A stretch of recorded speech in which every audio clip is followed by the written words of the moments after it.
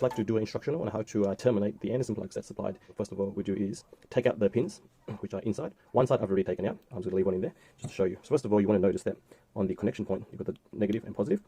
You see that there's a spring tab in there. And you need to depress that to remove the actual terminal. So I'm going to do it here.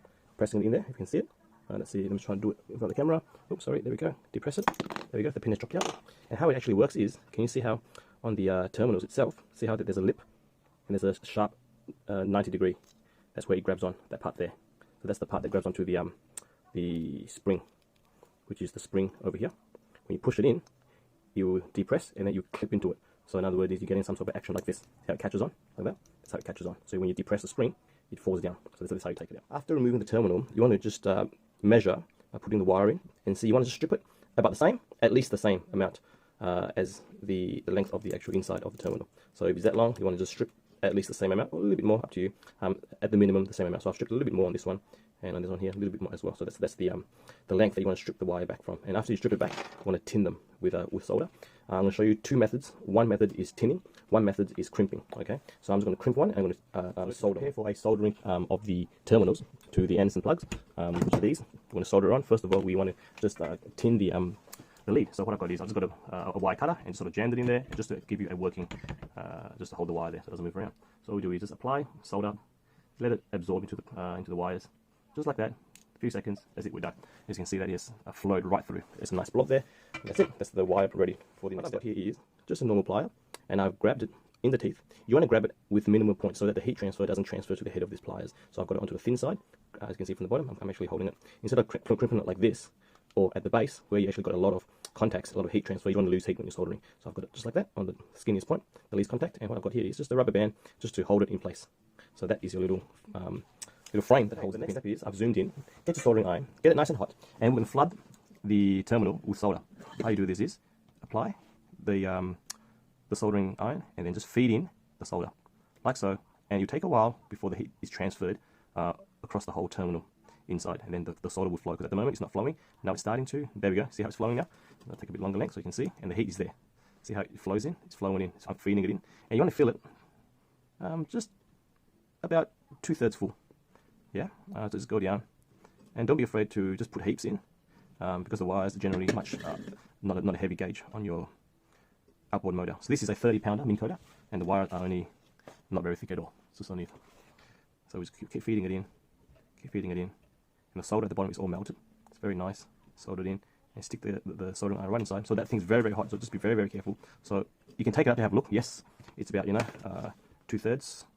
2/3 full, and that's how I'm going to take it.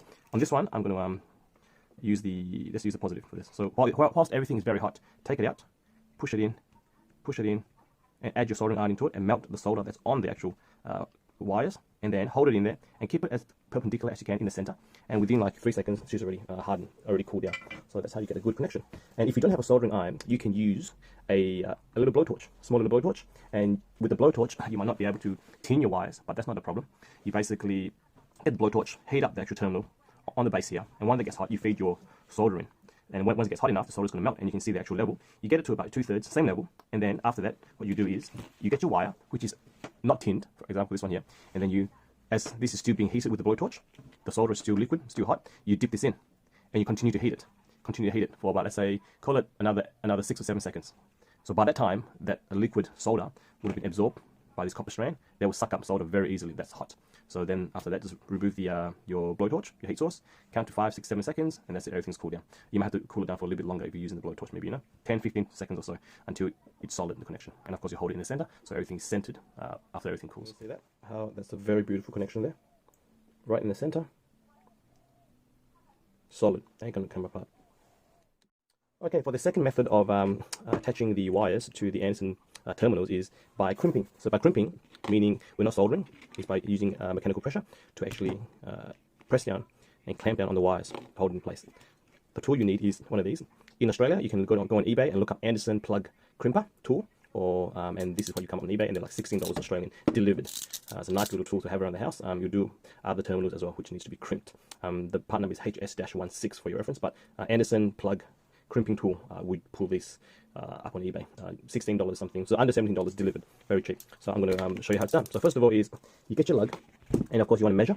Now if you noticed here that I've actually doubled over the wire, because the wire, the terminal holes is larger than the wire, so being a single strand, there's not enough meat for it to crimp down onto. So we're doubling up to build the thickness that's needed, and as you can see, it fits in there nicely. And I've actually cut it on the right length, so when it goes over, it's just nice. So next, onto the tool. Always use the biggest one first. Since I'm crimping such a small wire, I might skip the big one, but use the second big one, the second biggest one. And what you want to do is, you don't want to crimp it too far on the head. It's more towards the back you want to crimp, okay? So that you've got a lot of cable that is hard against the top of it. So right now, I'm going to put it in, and this works on a ratchet system.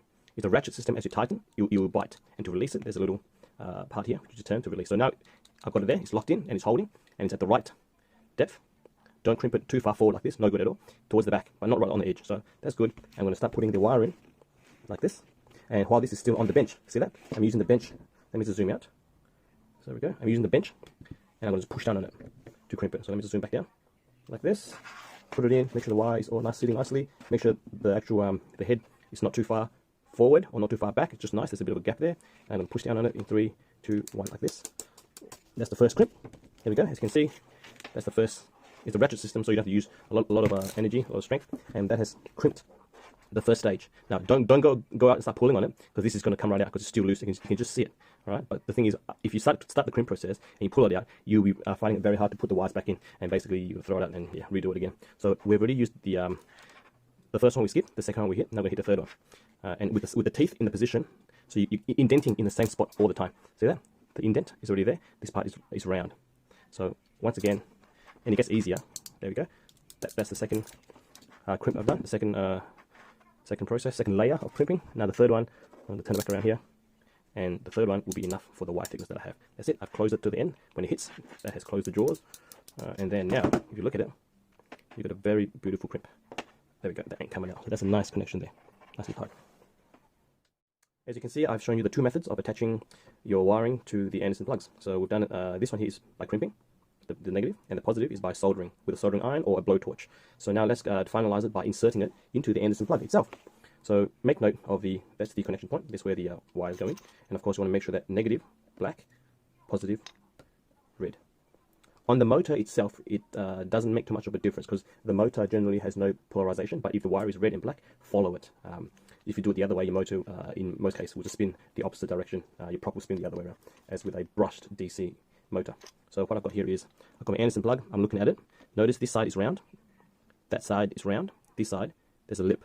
You want to make note of which side has the lip. So the ledge, that's the thing that's going to grab on and lock in place on the flat spring-loaded tabs. So looking at the tabs, I can see that it's spring-loaded from this direction. If I grab a screwdriver, show you, I can press down on it. See that? I'm pressing down on it, down on it, pressing down on it, let's bring it back up. So in other words is, in this orientation, that's a negative. I need to have my terminals with the lip in this direction going in. That part is round on top, that part has the ledge, has the lip. So I'm going to insert it like so. It's kind of tricky to do on camera, but I'm going to just look on the side and push it, even pushing it by hand. Can you see how it's coming up?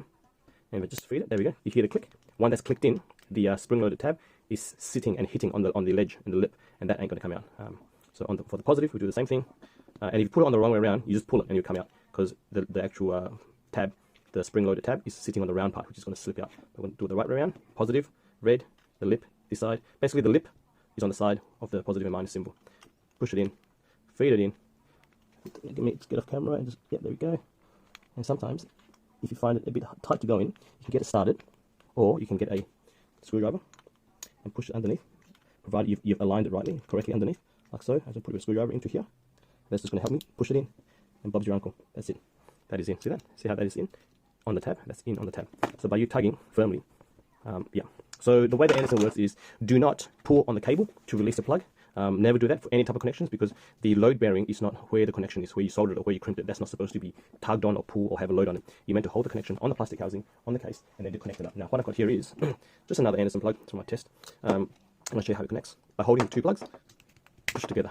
There we go. Unplug it, shake it around. There we go. Never unplug it by pulling on the cables. If you want your cables to last forever, do not do this. That's a big no-no. On all connections, always remove it by holding the housing of the connection itself. So the round spot that you saw, the round spot is the one that actually touches and makes the actual electrical current connection, like so. Thank you. Hope that has helped you. This is a tutorial on how to do it by crimping or by soldering. Thank you.